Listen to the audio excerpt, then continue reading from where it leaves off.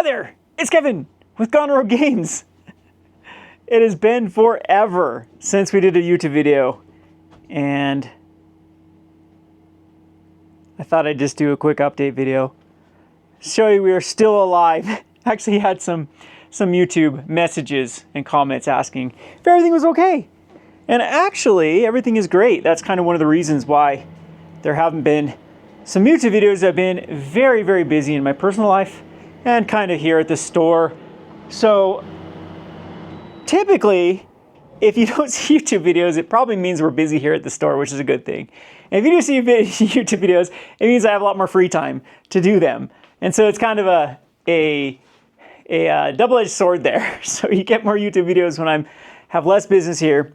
But anyway, I thought I would give just a quick little shout out to everyone that stuck with the store and the YouTube channel, and let everyone know that we're coming into the slow summer months after I will be heading on vacation. And then when I come back from vacation, I am planning on doing a lot more YouTube videos because I know we're going to have a lot more time and whatnot. So I'll try to revive all of the 3 channels, have some good plans for those, getting back in the swing of things. So I just wanted to let everyone know that I haven't gone anywhere, haven't changed careers. The store is still thriving. We're still doing good here, to the point that I'm nervous now, going on the first vacation I've taken in years, and we'll be gone for a few weeks to Europe. And quite nervous about it, because if you ever owned a business, it's very, very tough to even take a day off, let alone weeks off, because of all the things that can happen, all the market things that can fluctuate and happen while you're gone for such time. So hopefully, if you are like a customer or a patron, that we can have a good transition to while I am gone on vacation. I'll try to take lots of pictures and tell everyone. I do plan on playing some games. I found some game stores in the country that I'm going to. It's a very, very small country, so it's not really known for having a lot of game stores, but we did find some that actually do exist in Chisinau, Moldova. And so I'm going to try to do some videos there of showcasing the game stores and hopefully play with some locals if they speak some English, because my Romanian or my Russian is not very good. So hopefully we can communicate, if not through Google Translate or whatever. But I think it'll be interesting to actually just catch a glimpse of how games are played in kind of Eastern Europe, and especially a poorer country like Moldova. So, especially when that whole area calms down. There's, of course, the situation in Ukraine that's going on right now, and all the other shenanigans in that neck of the woods. But it is a dream of mine. One of my favorite YouTube channels that I just love to binge, especially when it used to do the old Soviet ones, was Bald and Bankrupt. And I always thought it'd make a cool YouTube channel to kind of do what he does, but show the gaming element, kind of the local game store, the aspect of that, the nerd culture element of these other countries. Because of course it varies here in the United States. It's a lot different even in Richfield, Utah, than it is to Salt Lake City, Utah. And just the different walks of life that experience, what we all love. And one of the websites that I spend way too much time is called Board Game Arena. A lot of times I'll play a board game night and want to experience more of that game, so I'll go find it on Board Game Arena. And it's kind of crazy because I see a lot of people playing on that website from even Finland or like Estonia or Latvia. And so the gaming scene must be pretty vibrant there. And that's something I love to check out and experience and see how everything is done in those countries, because we have kind of a skewed perception here in the United States. I mean, we live in bubbles for sure. Whereas I'm one of the biggest bubbles here in rural Utah, and even places like a big city is a lot more foreign of how things are done and how the gaming world is experienced there. So it'd be really, really fun to kind of document that and brush up my editing skills and try to put together a sweet little video of my experiences. So that's definitely one of the things that when I'm there through my midlife crisis vacation, that I do want to do is go find some local game stores and meet some locals there. So if you happen to be from Moldova, hit me up. Highly doubt it though. Like I said, it's a country I know very little about. It's a place that's not well traveled for sure. And I just thought it'd be a great way to, kind of get down and, have some good experiences. I've never really liked touristy spots. I've never been like a big fan of like going to the Eiffel Tower in Paris, or when I've been in big cities here in the United States, I've never liked to do the touristy stuff. I just kind of like to get down in the kind of the dirt with the locals. And so I think this is the best. The best thing is to go to one of the least visited places in all of Europe and see how gaming's done there, and just see how, experience it there from the perspective of a Moldovan. So anyway, that is my kind of announcement of what I'll be doing in the next few weeks. I actually leave in, 2 weeks. Man, I'm nervous. I've only been to Mexico and Canada, so this is a big step for, again, my little sheltered rural Utah life to be, flying 18 hours away to another country. Anyway, I kind of rambled here, and I think people kind of enjoy this one. So before I go, again, I'd like to just thank everyone for all the support over the years. And again, I'm not going anywhere. You should see more of me coming up. And I have put together this little package that we are going to be auctioning off. And I thought it's pretty cool to showcase it now here if you are interested and you are a patron. So here I get this question a lot of why. So I had a question from a patron right now, especially since we've been auctioning off a lot of the super limited stuff from like Star Wars Unlimited and Lorcana, and from now Modern Horizons. And I had a patron reach out to me. He was like, Kevin, why don't you just sell on TCG Player or on eBay? You'd make more money. And one of the reasons I don't is I honestly believe that everything that I have access to should be sold directly to people supporting me, rather than just go on the open market. So even if I technically lose money, comparatively speaking, to what I could get, I don't like supporting platforms like eBay and TCG Player. They make the lion's share. Like that's it. Like these stores that you are doing all of it. Everyone that is selling on TCG Player, everyone that's selling on eBay, you are making the fat cats fat. Like you are putting in the slave work for these guys when they have their insane fee structures. So I'd rather make a less margin on even some of these items that do sell than pay these like massive fees to these companies that I think are just so parasitical in a lot of ways to this entire industry. So again, that's one of the main reasons. It's just kind of maybe my morals get in my way, or kind of my ethics get in my way of business a lot of times. But I do think that if I do have access to these limited products, that I'd rather have them go into the hands of people that supported the channel and supported my store, rather than make a quick buck here and there. So we've had a lot of auctions. We have an auction house on our Discord called Bucko's House of Booty, where I auction off a lot of the things that are super limited. Like for example, the Modern Horizons commander decks, collector commanders. Like stores only get about 2 to 3, so I just auction them off there. And yes, they went for a lot less on our auction house than they would on TCG Player, but I could have had a fat paycheck by just directly selling them, or just selling directly to locals. We do have some available. The thing is with like rural Utah, there's only a set amount of like things that I know I'm gonna be able to sell, and so the rest of that kind of stuff does go to patrons and people that do support the store. So anyway, I've kind of put together this cool little package to kind of kick off the summer. This is my 2-player kits. So these are kind of tailored towards if you have a friend or a spouse or to someone that you want to experience Magic the Gathering with. This is everything you need to have just an amazing time. So I've played with one of these with my friends before. We had a huge binge of kind of pre-release ones. So these are the pre-release kits from all of the last few years. And one of the things too that I was going to talk about, I needed to do a better thing of leading into these conversations rather than just rambling. Maybe I should have a script before I talk about these videos. Is why I'm picking pre-release kits is on my market channel, I am going to be releasing a video of why I'm all in on bundles and pre-release kits. So I've been grinding the data, and the one thing that has been outperforming anything else, so forget collector's boosters, forget play boosters, forget set boosters, forget draft boosters, forget like Commander Blacks or all these other products have been Challenger decks. The things that have been outperforming everything and still have strong sales data, pre-release packs and bundles.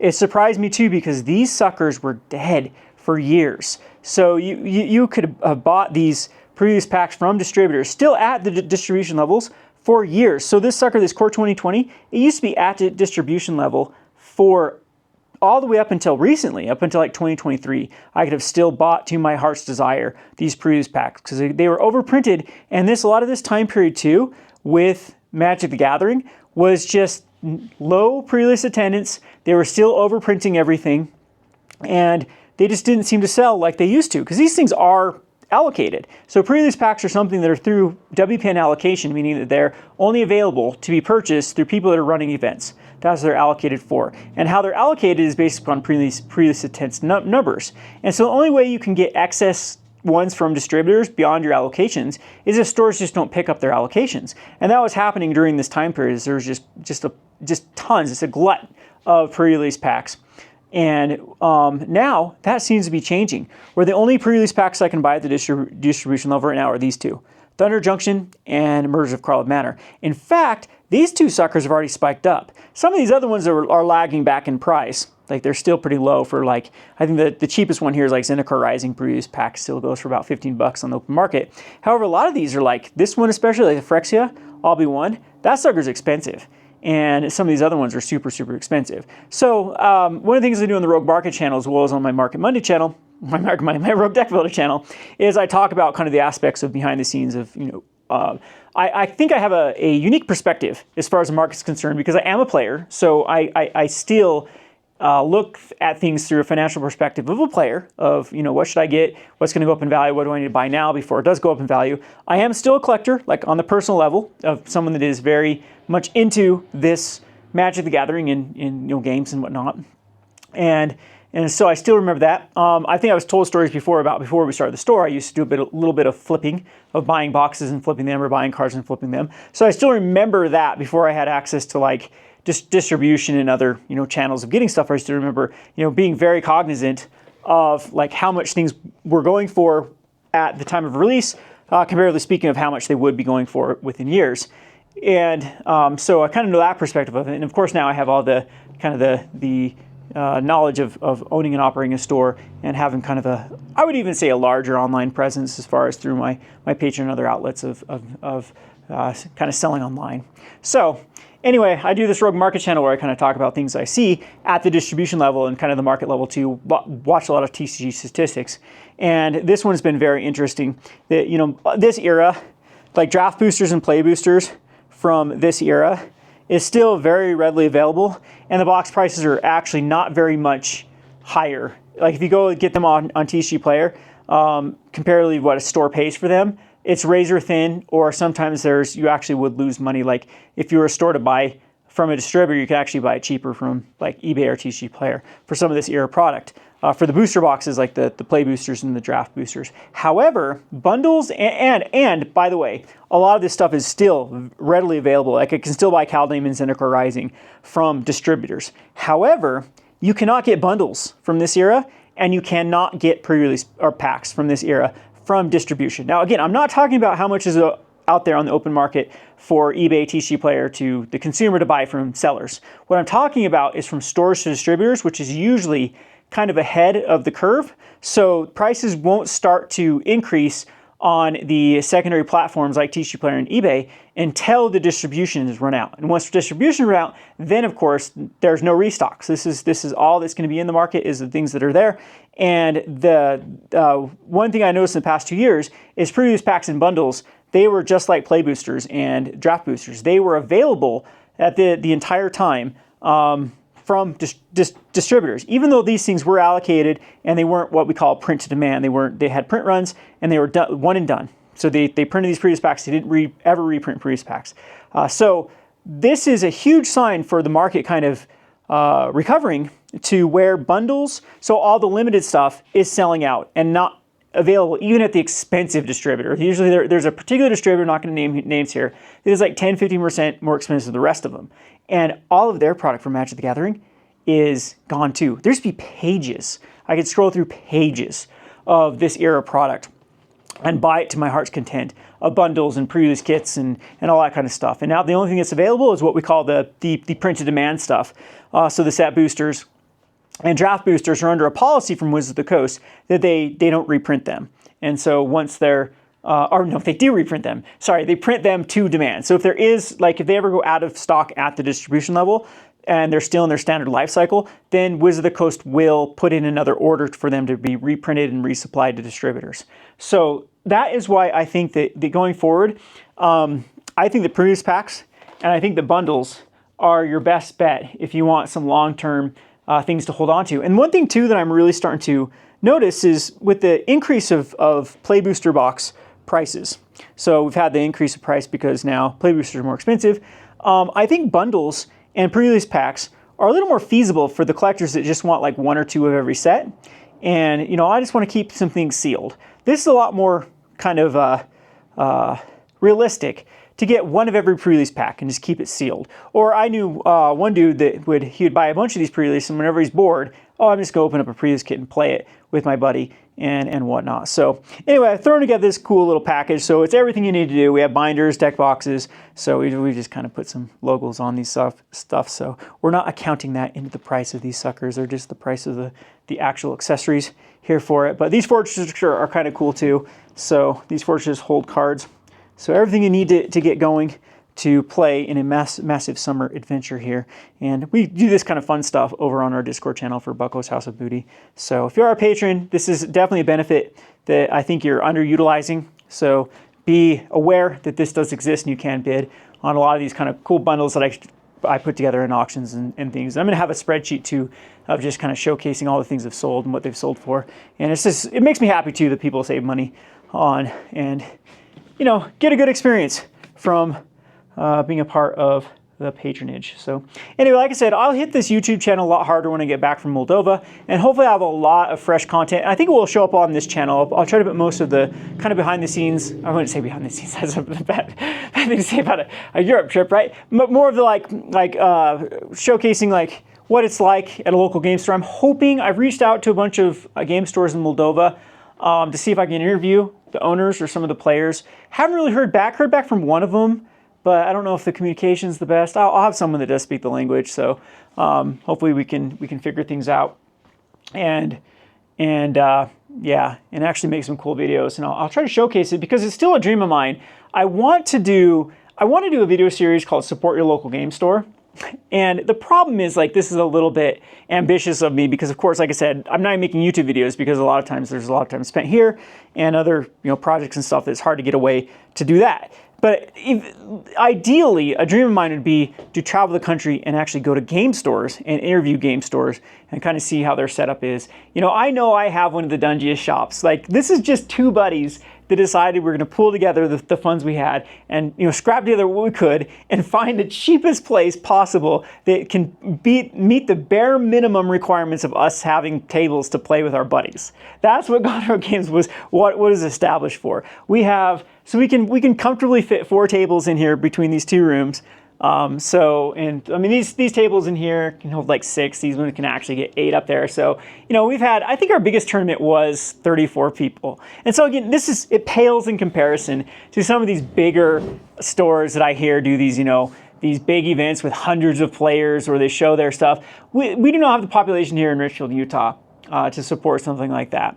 And there's a lot of also people that want to start their own game stores. You'll realize it too, that there is a point to where it's worth it to do things for a certain amount. And once you get over that little threshold, then you have to start hiring employees, and you have to start having bigger spaces. And with bigger spaces comes higher insurance costs and higher premiums for everything. It causes a lot of stress to add that sort of infrastructure. There is so much more liability. There's so much more like to get to that status of a store. And I've seen so many people try and fail and lose everything to hit those marks.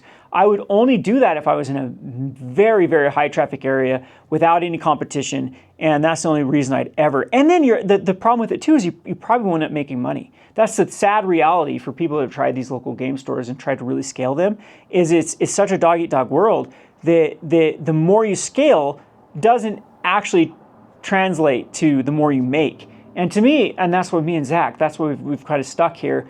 I don't know if you call it stagnant because we're still growing, we're still learning, we're still progressing, but we've never wanted to make those leaps of getting a place that require employees, getting a place that require huge upkeep, huge amount of utilities and rent and things like that. And so for us, why we started the local game store is we just wanted the bare minimum comfortability of people can come in, like groups of people can come in and enjoy a game. They can browse, they can buy, it can fulfill all your needs. And it's like, the more I think about it too, I've been watching all these YouTube videos, these stores in like Japan or China. They're literally like in these like strip districts, these streets. and they've packed from shelf to, like from wall to wall. So they get these little cubicles basically is their market area, and they've packed it full. And it's this one guy sitting in a chair with just trinkets everywhere and all these other things, or vegetables or whatever they're selling, and they have like no even room, just a cash register, their product, and it's just maximizing the space. And it's just like, yeah, a lot of times I do see these bigger game stores and like, oh, that'd be nice to have it, but it sounds like a nightmare to me to try to manage something like that and try to deal with the day-to-day operations, and especially if you're not making, the big bucks to do it. So anyway, I don't know how I got off on this tangent, but yeah, I want to see other stores I would actually want to see more stores like ours, and kind of show, like I said, get down in the dirt, not the Eiffel Towers of game stores, just the actual the dives of the game store, and see where people, because that's here at this store, the focus is on just having a place to play and game, rather than try to be this extravagant experience or whatnot. So down just to the basic necessities. Anyway, still doing strong here too. What's popular here is still board games are very popular. Commander is still very popular, but it's really, really tough to get people to get excited about playing other things like Star Wars Unlimited or Lorcana or stuff. We still have a few players here and there that still play them, but anyway. Now I'm really off on tangents here. Guess you get a good catch-up video for Kevin, as I definitely need a haircut before I start looking like a bum. But still doing well. I still appreciate everyone that has stuck by us and watched our videos, and we'll get back to being more organized. I say it like a broken record. One of these days I'm going to be consistent here on YouTube. But think of it this way. I have been consistently inconsistent. Hey, thanks for watching.